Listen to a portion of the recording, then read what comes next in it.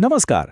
ભારતના ઇતિહાસમાં ઘણા મહાન નામો છે, પણ એક નામ એવું છે જે આજે પણ ગુંજે છે: લોહ પુરુષ. હા, આપણે વાત કરી રહ્યા છીએ સરદાર વલ્લભભાઈ પટેલની. ચાલો, આજે આપણે એમના જીવન અને એમના અતુલ્ય વારસાને થોડું નજીકથી જાણીએ, સમજીએ. જુઓ, એમનો એક બહુ જ પ્રખ્યાત વિચાર છે: દેશપ્રેમ શબ્દોમાં નહીં, પરંતુ કર્મમાં હોવો જોઈએ. અને સાચું કહું તો આ ખાલી એક વાક્ય નથી, આ તો સરદાર પટેલના આખા જીવનનો સાર છે. એમણે ક્યારેય મોટી મોટી વાતો ન કરી, બસ કામ કરીને બતાવ્યું. દેશભક્તિ એટલે શું એ એમણે પોતાના કર્મોથી સાબિત કરી દીધું. આ જ વિચાર એમના વ્યક્તિત્વની અસલી ઓળખ છે. તો સવાલ એ થાય કે આ સરદાર પટેલ હતા કોણ? મોટાભાગના લોકો એમને બે નામોથી ઓળખે છે: એક, ભારતના લોહ પુરુષ, અને બીજું, અખંડ ભારતના શિલ્પી.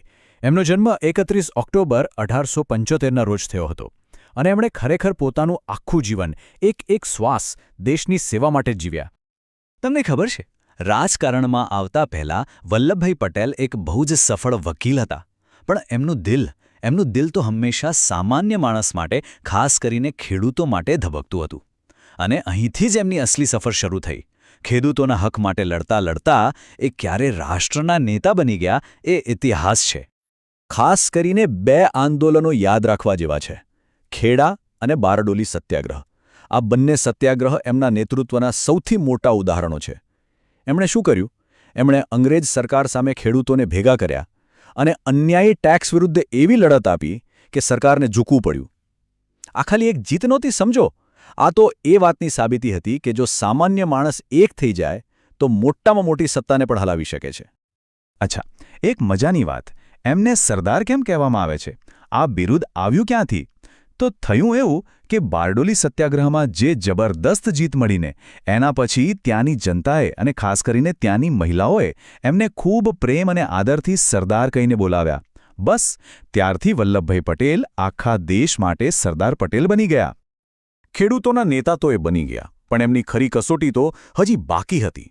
આઝાદી પછી સરદાર પટેલ સામે એક એવો પહાડ જેવો પડકાર આવ્યો જેણે ભારતના ભવિષ્યનો આખો નકશો નક્કી કરવાનો હતો. કદાચ એમના જીવનનું સૌથી મોટું અને સૌથી અઘરું કામ. આંકડું જુઓ, 562. આ કોઈ સામાન્ય નંબર નથી. આઝાદી મળી ત્યારે ભારતમાં નાના મોટા 562 રજવાડા હતા. વિચારો, 562 અલગ અલગ રાજ્યો, દરેકનો પોતાનો રાજા, પોતાની ફોજ, પોતાના નિયમો, અને આ બધાને ભેગા કરીને એક દેશ બનાવવાનો હતો. સાચું કહું ને તો એ સમયે આ કામ લગભગ અશક્ય લાગતું હતું. પણ સરદાર પટેલે એ કરી બતાવ્યું. પોતાની રાજકીય સૂઝબૂઝ, દૂરની દ્રષ્ટિ અને એમના લોખંડી મનોબળથી એમણે એ અશક્ય કામને શક્ય બનાવી દીધું. એક પછી એક એમ કરીને પૂરા 562 રજવાડાને ભારતમાં ભેળવી દીધા અને એક અખંડ ભારતનું સપનું સાકાર કર્યું. આજે આપણે જે ભારતનો નકશો જોઈએ છીએ ને, એના અસલી શિલ્પી સરદાર પટેલ જ છે. એમાં કોઈ શંકા નથી. હવે સવાલ એ છે કે એમણે આટલું મોટું કામ કર્યું કેવી રીતે? એવું તો શું હતું એમનામાં? કયા સિદ્ધાંતો હતા? કયા ગુણો હતા એમના વ્યક્તિત્વમાં? ચાલો હવે આપણે એમના વારસાના મૂળમાં જઈએ અને એમના વ્યક્તિત્વને સમજીએ. તો એમની આ અદ્ભુત સફળતાનું રહસ્ય શું હતું? મુખ્યત્વે 3 વસ્તુઓ. પહેલું, દૃઢતા, એટલે કે જે નક્કી કર્યું એ કરીને જ રહેવું. બીજું, શિસ્ત, જીવનમાં અને કામમાં એકદમ પાક્કું અનુશાસન. અને ત્રીજું, અડગ ઈચ્છાશક્તિ. ગમે તેવો પડકાર આવે પણ ઝૂકવાનું નહીં. આ જ 3 ગુણોએ એમને લોહ પુરુષ બનાવ્યા હતા. અને એક વાત સમજવા જેવી છે, સરદાર પટેલ ખાલી ઇતિહાસના પાનામાં નથી. એમણે જે એકતાનો પાયો નાખ્યો હતો ને, એ જ પાયા પર આજનું આપણું આધુનિક અને અખંડ ભારત ઊભું છે. સાચું પૂછો તો એમનો વારસો આજે પણ આપણા દેશના ધબકારામાં જીવે છે. સારું, તો આ બધામાંથી આપણે શીખવાનું શું છે? સરદાર પટેલનું જીવન ખાલી ભૂતકાળની વાર્તા નથી. એ તો આવનારા સમય માટે એક મશાલ છે, એક પ્રેરણા છે.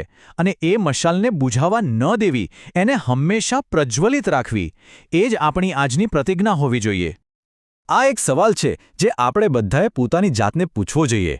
સરદાર સાહેબે જે એકતા, અખંડિતતા અને શિસ્તનો રસ્તો બતાવ્યો, એને આપણે આપણા રોજિંદા જીવનમાં કેવી રીતે ઉતારી શકીએ? કેવી રીતે એ વારસાને જીવંત રાખી શકીએ?